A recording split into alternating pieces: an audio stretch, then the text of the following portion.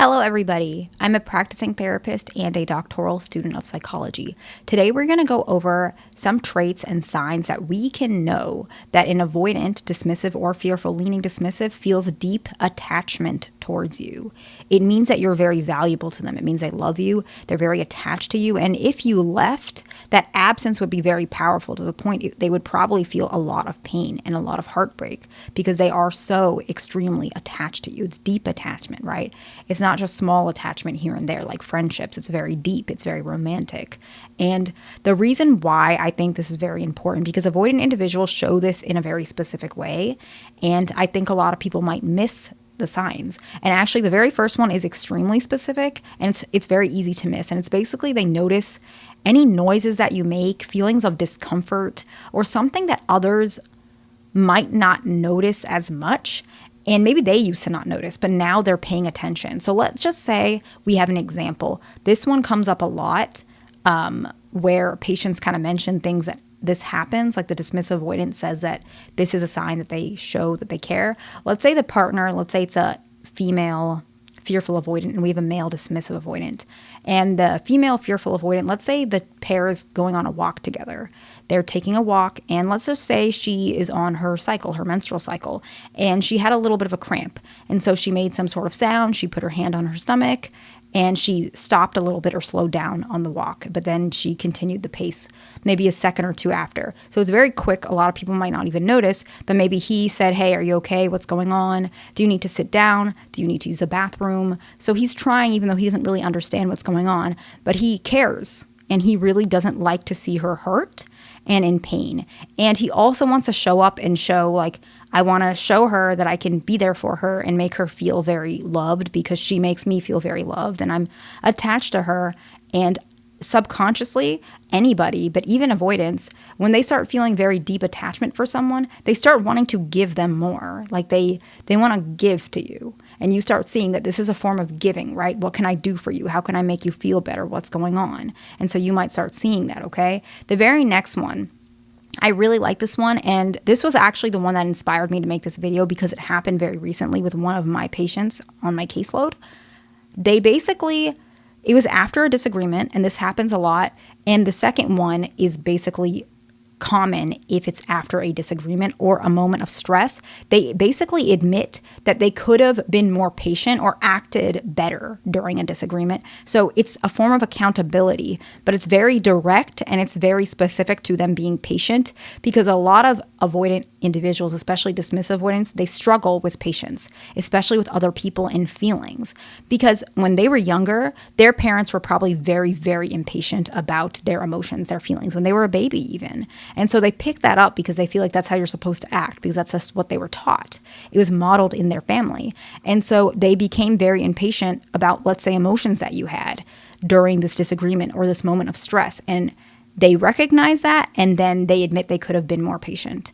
And it shows accountability, but it also shows that they want to do even better going forward. They want to be there and they want to show up for you because they don't want you to feel that they're impatient. They don't want you to feel like they're not attached to you because if they're not attached to you or they don't show that, you may leave them and they don't want that because we're talking about very deep attachment where the heartbreak, if it occurs, it'll very much hurt them. It'll shake their world and their reality. And so they don't want to do that.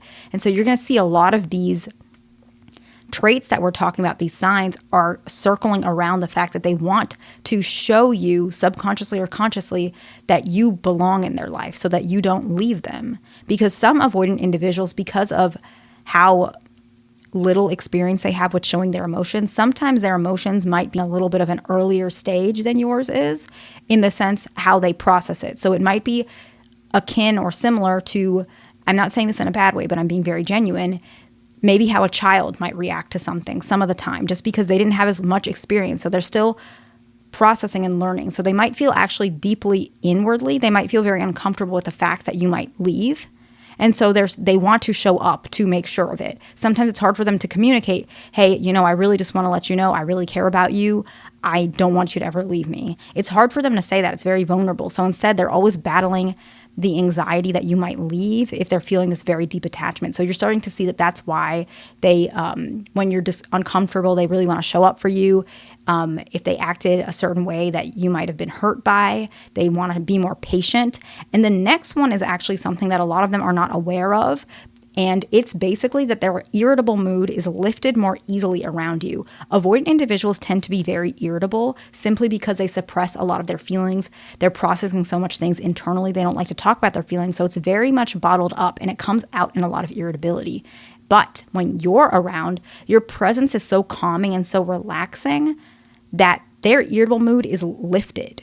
It's like dissipating around you. You may actually start seeing, let's say you guys were hanging out for like 2 hours.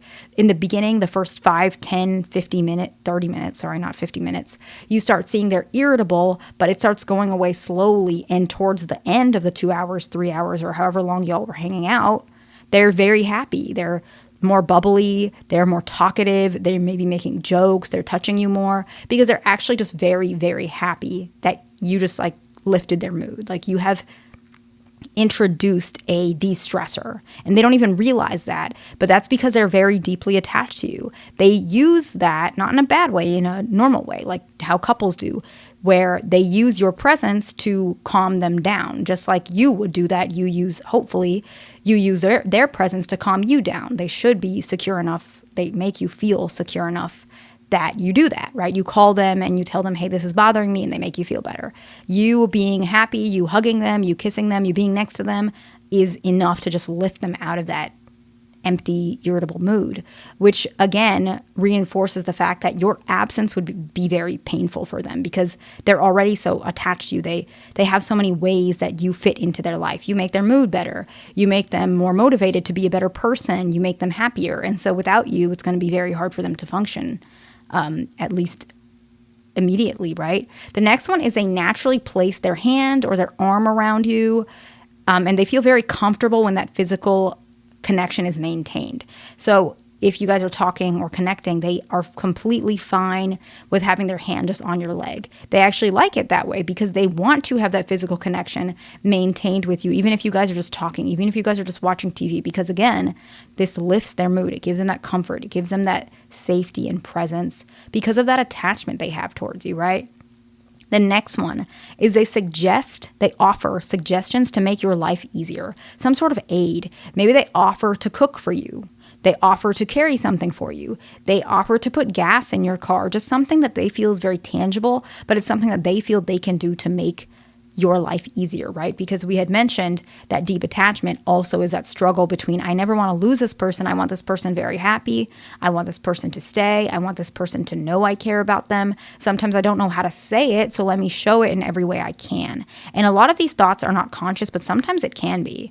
And if you ask them, they might tell you, yeah, I do this stuff because I want you happy. And they might genuinely be okay with telling you because this is the best way that they know how to show that.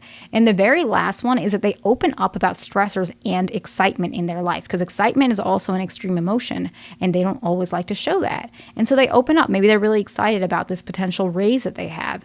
Maybe they're really stressed about this work meeting that's coming up, but they are opening up those things to you because, like we had mentioned, you are part of how they manage their self because they're attached to you, because they love you, right? I'm not sure if you've ever seen this, but I see this a lot. A lot of couples who are married, they kind of are so close to each other. They understand how to manage each other's moods very well. Avoidants are starting to do that with you. They know what emotions they can kind of express towards you that you can kind of take from them because they're learning to give, they're learning to open up, they're learning to love. And these are healthy things. If you're seeing these things, they're also leaning more towards becoming more secure, which is a very good thing because you want that. Secure individuals are the gold standard for relationships, okay? So those are just 6 aspects, traits, behaviors you can see when an avoidant is deeply attached towards you. They have deep attachment towards you, okay? Hope this video was helpful. Please like, subscribe, and I'll see you in the next one.